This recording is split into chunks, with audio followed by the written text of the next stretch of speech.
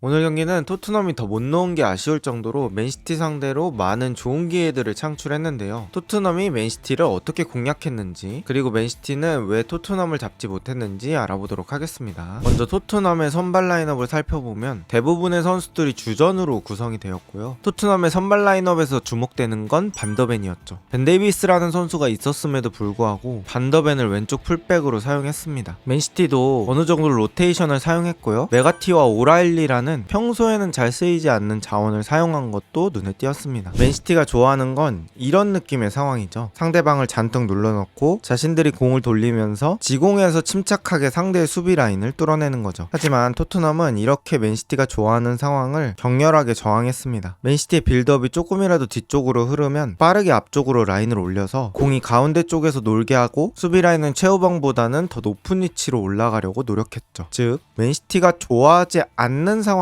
계속 유도하려고 했습니다. 그렇다면 토트넘에게 손해는 없을까요? 당연히 체력이라는 자원이 소모되고요. 이렇게 아래서부터 밀어내는 건 토트넘 필드 플레이어 10명의 체력 수준이 어느 정도 버텨줘야 가능한 거죠. 그렇다면 맨시티는 자기들이 좋아하는 상황을 만들기 위해 어떤 노력을 했을까요? 바로 전방 압박입니다. 위쪽에서 공 뺏어서 상대를 눌러놓고 소유권을 가져가길 원했죠. 하지만 토트넘이 여기서 잘 빠져나갑니다. 지난 팰리스전에서는 이걸 빠져나가지 못해서 졌는데 오늘은 경기 초반에 잘 풀리죠.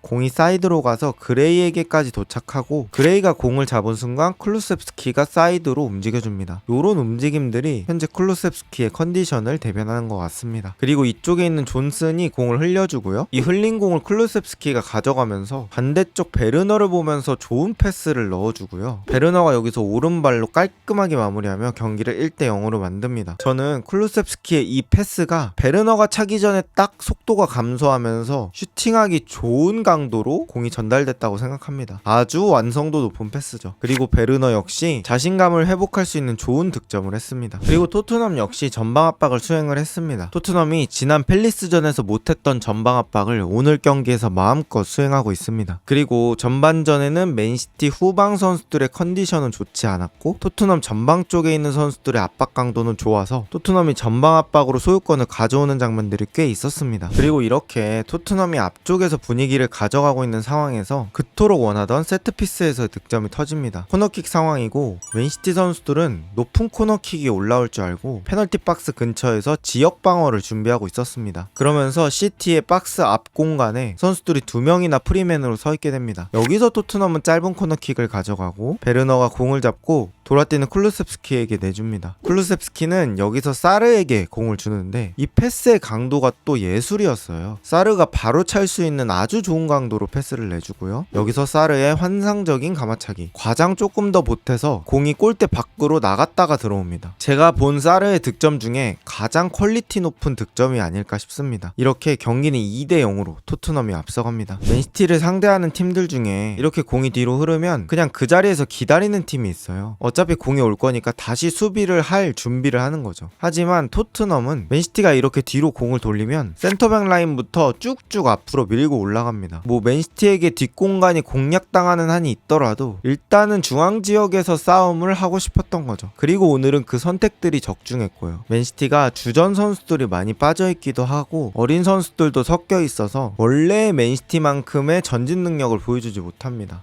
그러면서 맨시티는 싫어하고 토트넘은 좋아하는 그런 형태의 싸움이 계속해서 진행됩니다. 그러면서 전반전 시간은 2대0 상태에서 흐르게 됩니다. 그렇게 토트넘이 좋은 흐름으로 전반전을 마무리하려는 찰나에 전반전 추가 시간에 맨시티의 추격골이 터지는데요. 일단은 토트넘의 수비 인원 분배가 좀 잘못되었다고 느껴지는데 사비뉴 쪽에 2명의 선수가 붙어있죠. 그런데 사르, 드라고신 이런 선수들까지 포함하면 왼쪽에 맨시티 선수 1명에 거의 토트넘 수비 3-4명이 딸려 있습니다. 비정상적으로 사비뉴 쪽으로 치우쳐져 있는 구조죠. 그리고 사비뉴는 여기서 우도기를 제치고 안쪽으로 크로스를 넣습니다. 여기서 일단 우도기의 대인 수비가 아쉬웠는데 베르너가 직접 슈팅각 쪽을 같이 막아주고 있었으므로 우도기는 자신의 영역인 오른발 쪽은 책임을 져줬어야 합니다. 하지만 대응이 늦었고요. 이때 또 가운데 쪽에서 맨시티는 작업이 들어가는데요. 메가티가 어쨌든 공을 향해서 박스 안쪽으로 침투하니까 아치그레이는 그 메가티를 견제하기 위해서 따라갈 수밖에 없습니다. 가장 오른쪽 수비여야 될 아치그레이가 메가티의 움직임에 따라가 버리니 반대쪽 마테우스는 누네스가 아예 프리한 상태가 되어버리죠. 이건 그레이의 잘못이라기보단 애초에 토트넘 수비가 너무 오른쪽으로 쏠려 있었기 때문이라고 생각합니다. 그리고 마테우스 누네스가 프리한 상태에서 이 공을 바운드 시키며 득점합니다. 맨시티는 한 골을 따라잡으며 전반을 종료하게 됩니다. 전반전에는 토트넘이 맨시티를 계속 밀어냈었잖아요. 근데 후반전에는 그렇게까지는 못했습니다. 그러면서 후반전은 맨시티 공격, 토트넘 역습 뭐 이런 느낌으로 진행이 됐습니다. 그리고 양 팀의 골 결정력 싸움이 되었죠. 먼저 토트넘에게는 정말 수많은 기회가 찾아오는데요. 첫 번째 베르너의 단독 질주 후 아쉬운 미스, 두 번째 클루셉스키의 땅볼 가마차기 오르테가의 세이브, 세 번째 히샬리송의 상대 스로인 미스를 바로 슈팅으로 연결한 것. 하지만 이것도 막혔고요. 뭐 이 장면들 뿐만 아니라 여러 역습 찬스들, 여러 컷백들까지 다 포함하면 토트넘은 최소 2개 정도는 득점을 했어야 하는 상황이었는데 골 결정력이 완성되지 않아서 계속 2대1 상황으로 불안한 상태로 후반전을 보내게 됩니다. 그리고 코너킥 상황에서 맨시티가 또 좋은 기회를 맞게 되는데요. 비카리오가 공을 처리하느라 골문을 비우고 있었는데 이 공이 오라일리 앞에 떨어졌고 강력한 슈팅, 하지만 비수마가 골키퍼의 빙의에서 발로 구석으로 가는 공을 막아냅니다. 한 골 넣은 거나 다름없었죠. 그리고 경기는 이렇게 2대1로 토트넘의 승리로 종료됩니다. 일단 오늘 경기는 카라바오컵이긴 하지만 양팀 선수들의 부상이 좀 많이 발생했어요. 토트넘은 베르너와 반더벤이 부상으로 경기 중에 나갔고 맨시티는 사비뉴가 부상으로 나갔습니다. 특히나 맨시티는 지금 거의 부상 병동이거든요. 부상 선수가 너무 많은 상황에서 사비뉴까지 부상을 당하면서 앞으로 있을 경기들이 정말 뼈아프게 됐습니다. 반면에 토트넘은 오늘 주전 선수를 꽤나 많이 투입을 했기 때문에 이번 경기에서 이겼어야 되는데 다행히도 승리라는 성과를 가져왔습니다. 오늘 경기는 토트넘이 상대가 하고 싶은 걸 못하게 만들었고 반면에 맨시티는 라인업에 약간 힘을 빼고 나오다 보니까 원래 경기력이 나오지 못했습니다. 게다가 후반전에는 교체 카드로 어린 선수들도 많이 투입하면서 토트넘 상대로 동점까지는 만들지 못했습니다. 토트넘은 카라바오컵 8강에서 맨유를 만나게 됩니다. 대진우는 정말 안 좋은 편인데요. 과연 토트넘이 맨유를 이겨낼 수 있을까요? 오늘 영상은 여기까지입니다.